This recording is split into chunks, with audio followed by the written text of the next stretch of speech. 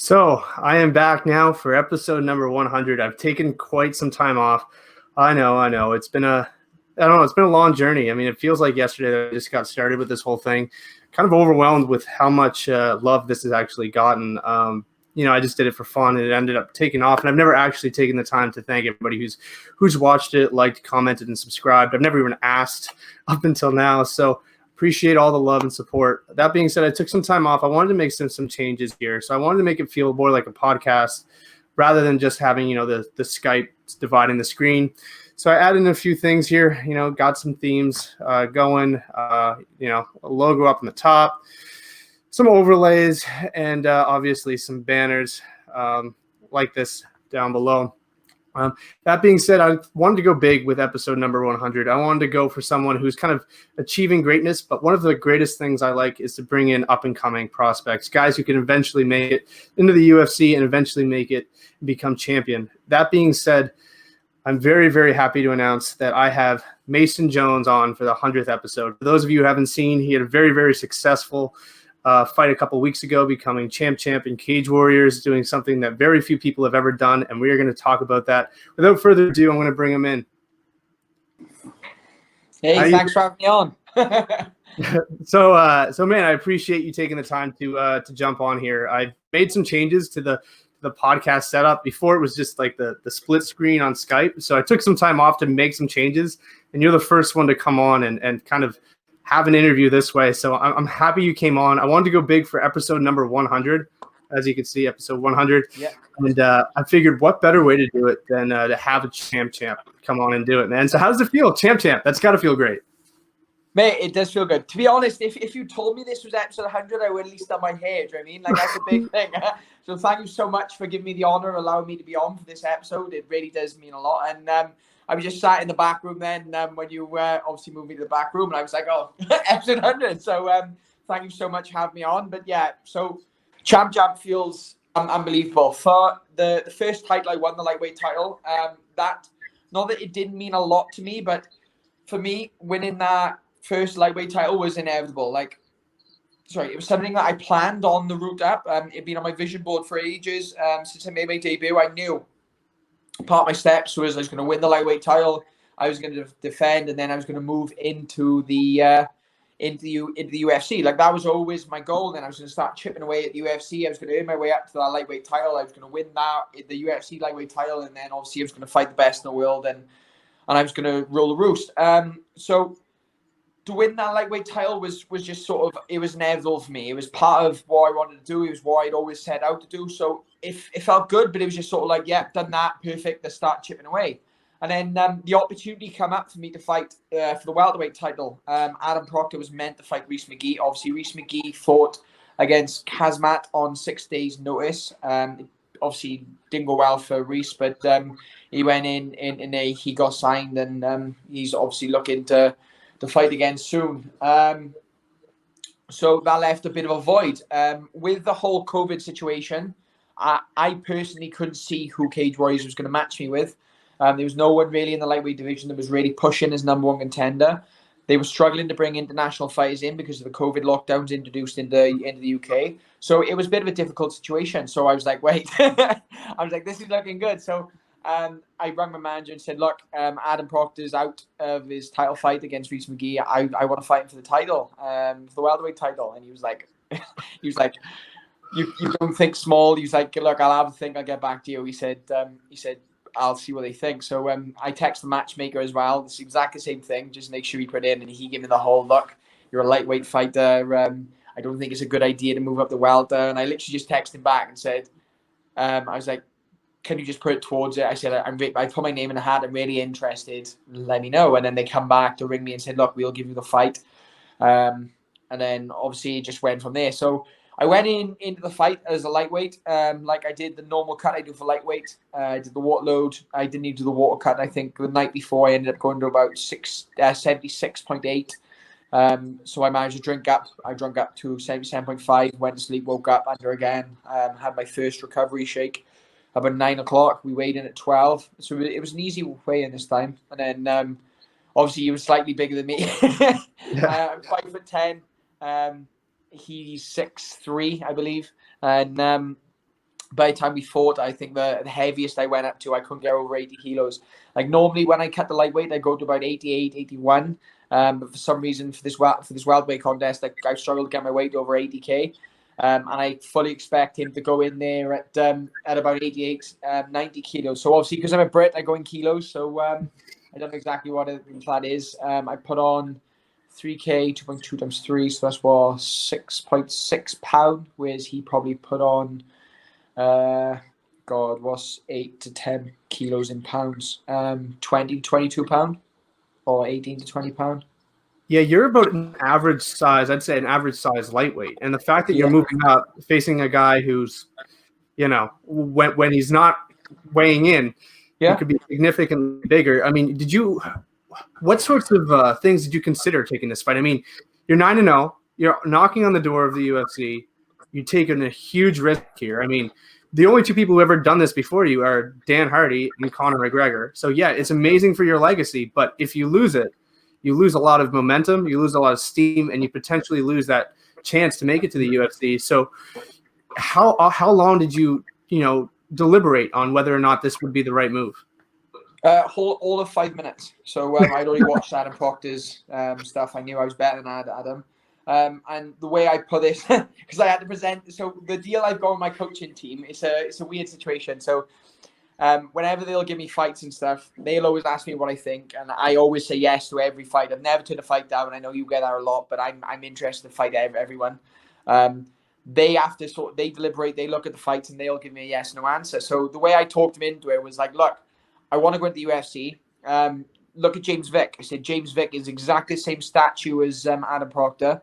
He manages to make lightweight. He's going to be exactly the same thing. Like if I can beat Adam Proctor, I show I can contend with a proper lightweight. I can contend with the strongest there is. I can sort of contend with all these guys. And they were like, look, we'll take a look and get back to you. And when they looked, they said, look, you're better than him every way. He's going to be bigger than you. He's going to be stronger. So it's up to you. And I said, look, I'll smash him in 2 rounds. Easy as that. I said, so we had this game plan set in place, and we had a game plan set in place. We sort of did a lot of work. We broke him down. We had situations for if he come out orthodox. We had situations for if he come out southpaw. And to be fair, if he come out southpaw, it would be the most comfortable for me. Like I do a lot of boxing sparring with Jamie Cox. Jamie Cox is 25-2. He lost to George Groves for the world title. And I was like, look, I'm not going to get better sparring. Like he's a big, powerful hitter. So if he comes out southpaw, I'll literally destroy Adam. And it went exactly like we planned. Like, to be fair, my 2 title fights have gone exactly like we game planned. The last one went better than I game planned because I expected to have to hit him with 4 shots in the 5th to knock him out, whereas I hit him with 2 shots and big left hook to put him to sleep. Well, to put him down, and then I sort of kept piling on him and finished him off. I didn't quite put him to sleep. Need to build that left hook, I think. Well, what I love about, I mean, I've been watching your career for a little while now, and it just seemed like the harder the competition on paper, the better you perform. What is that? Why is that? Do you just feel like you're a class better than these guys regardless? Why is it that the better the opposition, the better you look? Well, it's not even that. Like I've been doing elite sports since I was 14, and like the more dangerous these guys are, the more alert I have to be. So like Donovan Desme, I would say, is probably the toughest competition I've fought. I don't know whether him or Adam Proctor are up there, but the Desme fight, he was the cleanest I've done because no matter where I went, he was dangerous. He was very, very strong. He had dangerous power in his hands, and he was quite smart. So I stayed clean. I stayed analytical, and I stayed professional. And I just literally picked him up, and I just ran. I dropped him 3 or 4 times in that fight, and I just stayed really clean in there. I didn't take a single big shot. And I come out there with a 3-round massacre for a decision. But like when I get into the UFC, because it isn't only a matter of time until I get in the UFC, you're really going to see like the higher level opposition you match against me, the better version of me you see, because I understand how to beat good people. And when I fight people who I don't rate as highly, I make more mistakes because I enjoy myself too much. I get in there, I try stupid stuff, I experiment with things, I sort of take a few shots. And like some of the guys I fought coming through my career, I've done so with injuries.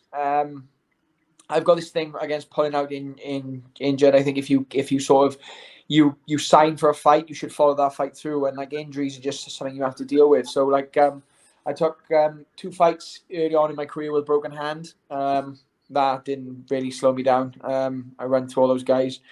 I think the only person who I've lost a round to was one judge gave Donald Desme 1 round. All the rest of them I've won every single round, even the ones I stopped eventually. So just looking at my last 6 fights, if you took their records before I went in there, they was 59-17-1. An interview I did, they sort of dropped that fact on me, and I've liked it ever since. Like that just shows like I want to fight the best people. Like I don't want to go into the UFC whenever that comes and fight someone who's 4-2 or 6-3 or 10-4. I want to be fighting these boys who are on 18, 19 fight win streaks. Those are the ones I want to fight. It's funny you mentioned how dominant you are. I mean, the comparisons to guys like Conor, to Dan Hardy, to Michael Bisping. I mean, the road you're taking is very similar to theirs. You're dominating everybody. However, when they came in, they did have some hurdles, with the exception of Conor. I mean, how do you get over these comparisons? And at the same time, is there one of these guys, or maybe all of these guys, that you kind of model your career after, and you kind of you learned a little bit of each from each of those guys? So 3 questions. You give me the end. Let me answer. Sorry about that, man. So no, it's cool. So the hurdles question, I fully expect to hit these problems. Like I want to hit these problems. Like I want to be literally taken to the point where I struggle to win these fights. I want to be challenged to that extent, because the best way to improve and the fastest way to figure out what you need to improve on and to find these gaps, and the quickest way to improve yourself as a fighter and to become a dangerous guy, is to be pushed and to be pressured and to find these people who literally pressure the most. So I want to be fighting these boys that make me struggle. I don't model my career on anyone. Obviously, they've done things I'd like to do. Obviously, Mike Bisping, the way he won his title, it was insane. Obviously, Conor McGregor's the money fights and the way he's built his way up is something very, very well done. I think no one will ever do it again. But yeah, we have this saying here where we don't idolize, we just pick, we just find targets, and we break fighters down. So like in boxing, I love Vasyl Lomachenko, I love his style, but we don't idolize. We figure out what he does well and we imitate, or we sort of what's the word? We take it apart. And I can't remember the 3rd question you asked. I guess, like, how do you? I mean, you kind of answered it. How do you avoid those comparisons? I mean, and you said it. I mean, the goal isn't to be compared to them. It's to kind of make your own road, learn from them, pick things apart, but grow from their experiences, I guess. Of course, being generally sort of compared to these is always going to be a good thing. Like if I ever get compared to Mike Bisping, I hope they say that my ground and pound off my back is as good as Mike Bisping's, because I think he had the best ground and pound off his back in anyone in the UFC. Conor McGregor, the way he strikes, like, hate him or love him, because I know a lot of my coaches hate him. The way he finds these angles and the way he hits people is just perfect. Like, it takes a very, very good fighter to do what he's done to the people he's done it to, like Jose Aldo, Dustin Poirier, Max Holloway, like all these guys. Nate Diaz, I'm sure it was Nate or Nick. It's Nate. It was Nate. Nate, yeah. I always get confused with the two of them. But yeah, do you know what I mean? Like the way he's done this to these people is just, it is special. And I understand why he's made the way he has. But I'm here to sort of write my own legacy, and I'm here to sort of tear my own way through. And you are gonna see a different generation in me. You are gonna see a different legacy being built, and I'm excited to go out there and just put on a show for people. So after your last fight, you made a huge statement. You asked Dana White, Sean Shelby, listen, hey, look, I just proved my shot. I deserve it. I deserve it. That being said, how ready are you? I mean, do you have any injuries? If you were to get a call for Fight Island, are you good to go? I started camp on the Monday after the fight. So I had Sunday off after the fight, and I was back in camp on Monday. So my weight's good.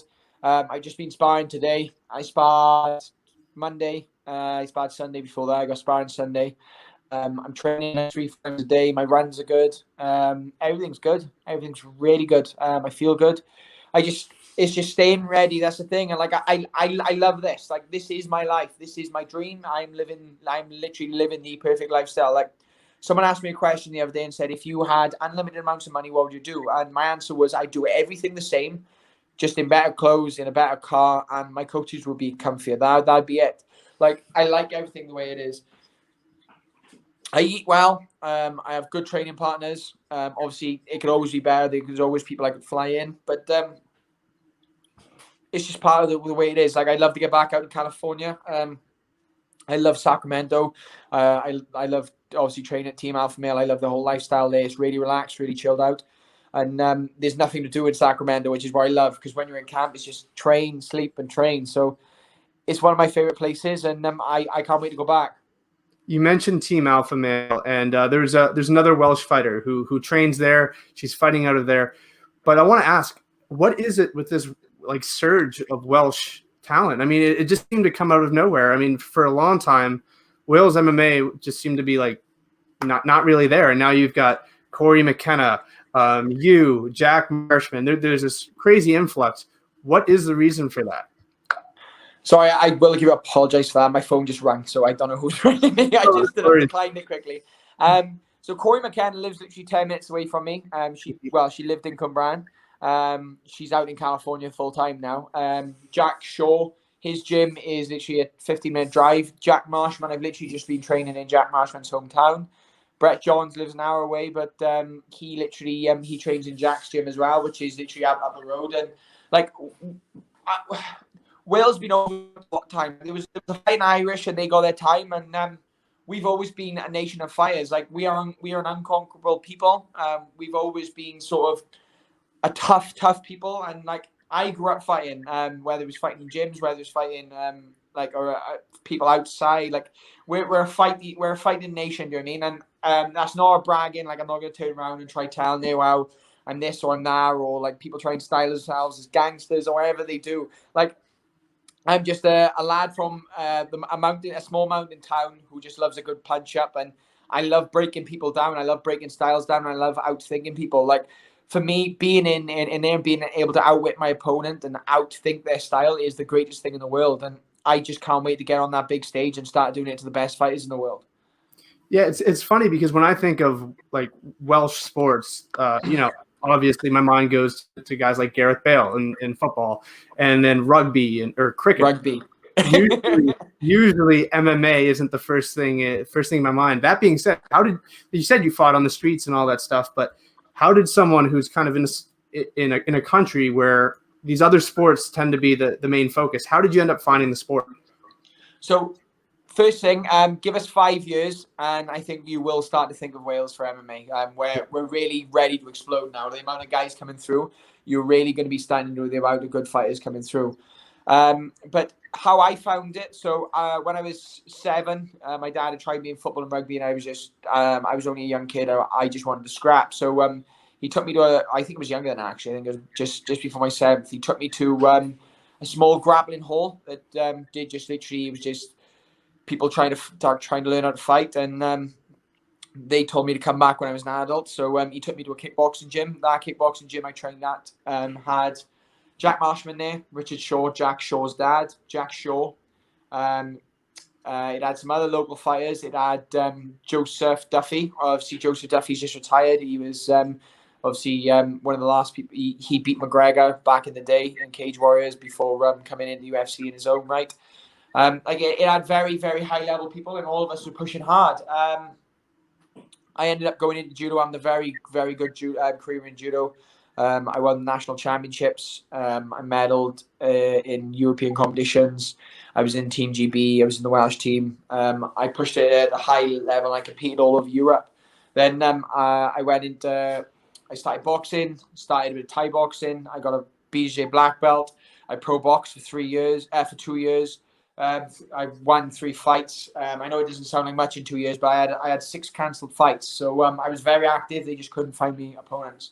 So I've done my groundwork because I've been training for 18 years. I've got 3 black belts, 1 in judo, 1 in BJJ, 1 in kickboxing. I'm a very good boxer. My Thai game is quite strong. I've worked with a Taekwondo fighter, a Taekwondo coach for 7 or 8 years. I'm perfecting my game. I'm not just a striker. I'm a wrestler. I'm a jiu-jitsu fighter. I'm good everywhere, and I'm dangerous everywhere. So it doesn't matter where we go. I'll just finish it. I think that's what's really so exciting about this new wave of MMA. I mean, when I got into it, I'm still young too. I'm young, but when I started watching it, it was like these specialists, and now it's really coming full circle, and people are learning it at such a young age, and it makes it way more dangerous for when guys like you make it to the UFC. I mean, if you're to fight these guys who have only specialized in one discipline, it's a lot easier. That being said, I kind of built this platform on making matchups. If right now you could say, you know what, before my career is over, there is one person who I'd like to test. Justin Gaethje. There it is. Justin Gaethje. I love it. Beautiful violence. I won that heat. Do you know what I mean? Like he literally comes with the same mentality as me. Of, it doesn't matter whether you win. It doesn't matter whether you lose. And that's from an undefeated fighter. I generally don't care to lose. Like I go in there with the mindset of I prepared to the best extent of my ability. I'm going to go in there and do whatever I can to beat you, and I'm going to outthink you. And if you beat me, then you're going to beat me because the better man won. I'm not going to make any excuses and be like, oh, my weight cut, or I had this injury, or I had that. I'm going to come out there, and you're going to beat. And if and when I lose, I'm just going to turn around and be like, look, you beat me today. I'll beat you next time, sort of thing. But I'll get back to the gym and I'll work on what I've done wrong. But I'm going to tell you now, you're going to have to knock me out, or you're going to have to snap something to get me to finish in there, because I am not going to stop. That's the way I go. I'm not going to tap unless you put me to sleep, and I'm going to keep coming at you. So that's just the way it's going to be, and I'm going to go out there and always put on the line. I'm always, and I always have given exciting fights. So if you're going to do anything, then tune in to my next fight. Fingers crossed it's going to be on UFC. I'm still waiting for my sign up, but it's not long. I think it's just got lost in a post at the moment. But as soon as it's done, as soon as I'm in, you'll see someone special coming through, and I'm just gonna go out there to smash everyone, and I wanna start taking through that top 20 rankings. That style is what us as fans love, and it's also what Dana White and the UFC are looking for. So I like I said, I think it's really only a matter of time. If it's not coming already, it will. I mean, the double champ status is it's really special, especially today. There's not many people who can say they've done that, even outside the UFC. There's only been 3 in Cage Warriors to do it. You mentioned Justin Gaethje. I can't let you go without asking. The fights next weekend, who do you have? Khabib Nurmagomedov, I think it's 28-0 against Justin Gaethje, who, like you said, is probably one of the most exciting fighters to ever walk through the UFC. So my head says Khabib, my heart says Gaethje. Like, I'd love to see Gaethje win that fight, just because the way it spiced the division up. But Khabib is a expert at his own game plan. He literally makes good fighters look bad because he drags them into his game. So to beat him, you have to make him uncomfortable. You have to sort of drive him into deep waters, and you have to make him suffer for every round, and you have to hurt him, and it's very hard to do. So the best analysis we've done on it is you have to drown a shark. So it's not easy, do you know what I mean? So I'd love to see Gaethje beat him, but I could see Khabib winning again, and I think it'll be a decision. But it's a fight I'm very, very looking forward to watching. This is what I like about UFC. There's never they don't do the whole guaranteed win thing anymore. Like you see a lot of organizations and they mismatch a lot. UFC don't do that. It is just whoever wants to fight fights. It's easy as that. Like they don't sort of hide people. If someone's willing to sign a piece of paper to say that they're willing to put it on the line, they'll let those guys fight, and I love that. Like the Adesanya fight against Costa, that was a brilliant fight.